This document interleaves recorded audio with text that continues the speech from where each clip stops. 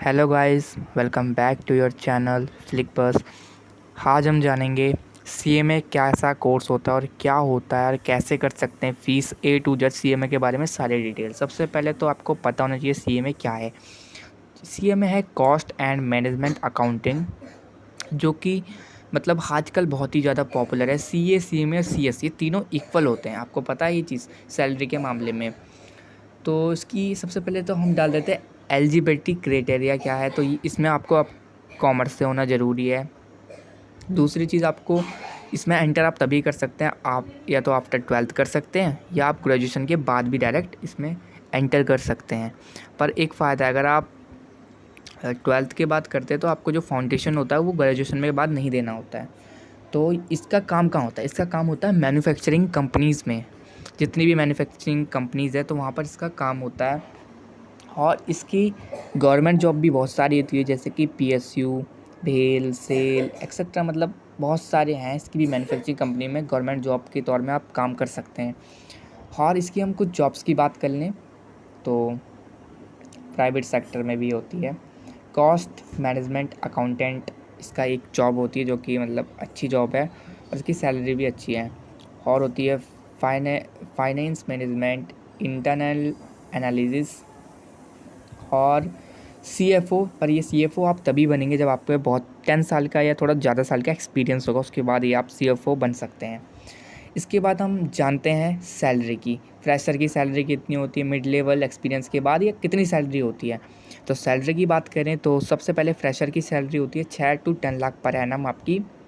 उसके बाद अगर आपको एक्सपीरियंस जो होता है 3 to 8 ईयर्स का, तो आपकी सैलरी हो जाती है 12 लाख पर एनम से लेकर 18 लाख पर एनम तक। और जब आपको एक्सपीरियंस हो जाता है आफ्टर 8 साल के बाद, तो आप सीएफओ भी बन सकते हैं, जैसे कि इसकी 25 लाख पर एनम से 50 लाख पर एनम तक सैलरी होती है। और भी बन सकती है अगर आप सीएफओ अगर आप बन जाते हैं कंपनी के। तो इसके बाद हम बात कर लेते हैं इसकी किस कंट्री में मतलब और वैकेंसी है। सिंगापुर, अफ्रीकन कंट्रीज़ या मिडल ईस्ट में इसकी बहुत सारी वैकेंसीज़ हैं।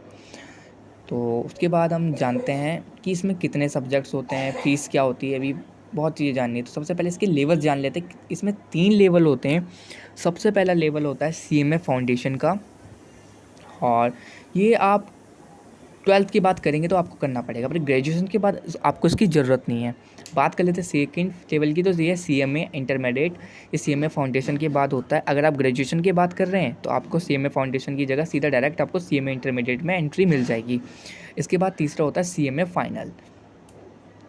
ये 3 हमारे वो जो लेवल्स होते हैं जो आपको पार करने के बाद आप सीएमए बन सकते हैं, आपके पास सीएमए की डिग्री हो जाएगी।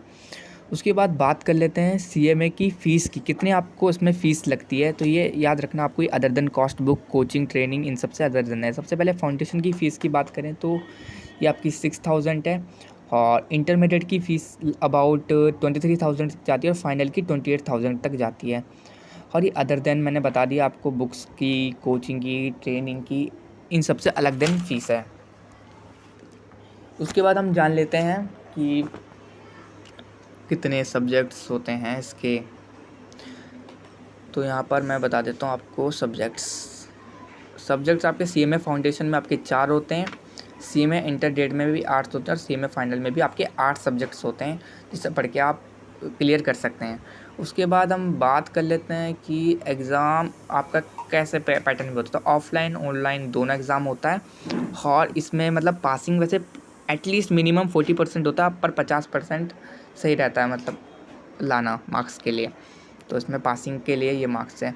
आपको एक और चीज़ बता दूं कि सीएमए इंटरमीडिएट के बाद आपको 3 साल की प्रैक्टिकल ट्रेनिंग करनी पड़ती है, जो कि बहुत ज़रूरी है। 3 साल की प्रैक्टिकल ट्रेनिंग ये करना भी बहुत ज़रूरी है। और हमने इस वीडियो में सारी सीएमए से रिलेटेड बातें जान ली। अगर आपको इससे कोई भी रिलेटेड क्वेरी है तो आप कमेंट बॉक्स में बताइए। अगर आपको कोई अदर कोर्स के लिए आपको वीडियो चाहिए तो उसके ऊपर भी मैं वीडियो ला दूंगा। हमारे चैनल पे आपको ऐसी वीडियो मिलती रहेंगी। प्लीज़ चैनल को सब्सक्राइब कीजिए, सपोर्ट कीजिए, और ऐसी वीडियो मैं आपके लिए लाता रहूँगा। Thanks for watching.